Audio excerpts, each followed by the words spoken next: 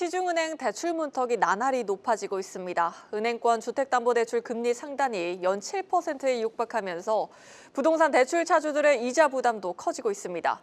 특히 5년 전 저금리로 주담대를 받은 영끌 차주들의 금리 재산정 시기가 도래하면서 시름이 더욱더 깊어지는 모습입니다. 금융당국은 올해 가계대출을 한층 더 조인다는 계획입니다. 자세한 내용 경제부 김보미 기자와 짚어보도록 하겠습니다. 김 기자, 대출 금리가 계속해서 오르고 있습니다. 주담대 7%도 이제 현실이 되어가고 있다고요? 네, 맞습니다. 23일 기준으로 이 5대 시중은행의 주담대 변동형 금리는 연 3.66에서 6.06%, 5년 혼합형 금리는 연 3.83에서 6.72%를 나타냈는데요. 불과 한 달 전만 하더라도 보시는 것처럼 금리 상단이 각각 연 5%대 후반, 연 6%대 초반이었습니다.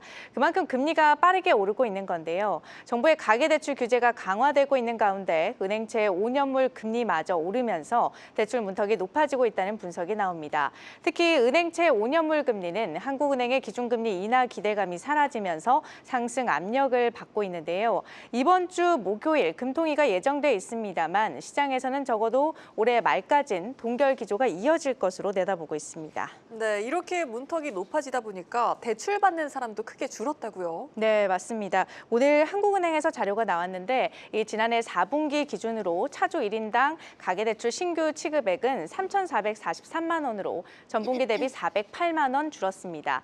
3년 만에 최저 수준으로 떨어진 건데요. 눈에 띄는 건 전 연령대에서 모두 신규 대출액이 줄었다는 점입니다. 30대는 이 중에서도 특히 가장 큰 폭으로 쪼그라들었고요. 지역별로는 수도권 거주자의 신규 가계대출액이 가장 큰 폭으로 감소했습니다. 가계대출에서 주담대만 따로 떼어서 보더라도 상황은 다르지 않았습니다. 네, 그럼에도 불구하고 올해 금융당국은 가계대출을 더 타이트하게 관리하겠다는 입장입니다.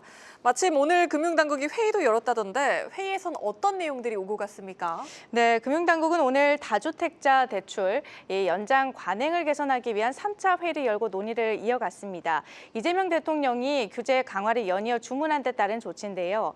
은행권의 다주택자 대출 현황 파악조차도 쉽지 않은 상황인 만큼 오늘 회의에서는 어떤 규제 방안들이 있을지 또 부작용은 없을지 좀 자유롭게 토론하는 선에서 마무리 지은 것으로 전해지고 있습니다. 구체적인 규제 방안을 확정하는 단계까지는 가지 못한 건데요.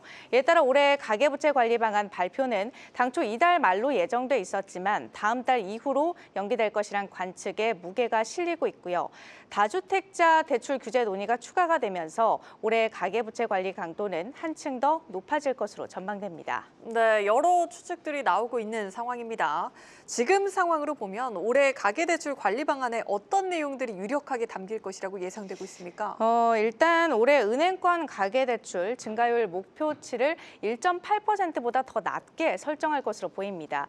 지난해 가계대출 증가율이 1.8% 수준이었는데 올해는 작년보다 더 타이트하게 죄겠다라는 겁니다. 은행권 주담대만 따로 떼어내서 증가율 목표치를 부과하는 방안도 담길 전망입니다.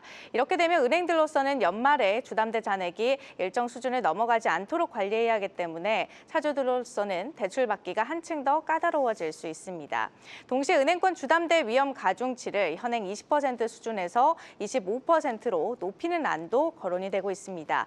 이 위험 가중치가 오르면 은행은 동일한 대출을 취급하더라도 건전성 비율이 상대적으로 더 크게 떨어지기 때문에 대출 여력이 줄어드는 효과가 있는데요. 일단 지금까지 짚어본 내용들은 금융위원장이 원래 간담회나 또 정부의 업무 보고 등을 통해서 직접 언급한 부분인 만큼 올해 가계부채 관리 방안에 포함될 가능성이 매우 높습니다. 남은 건 다주택자 대출 만기 연장 이슈를 어떻게 처리할 거냐 하는 부분인데요. 수도권 규제 지역 내 아파트로 한정해서 이 다주택자 주담대와 임대사업자 대출의 경우에는 만기 연장 시 LTV 0%를 적용하거나 분할 상환하도록 하는 안이 거론이 되고 있습니다.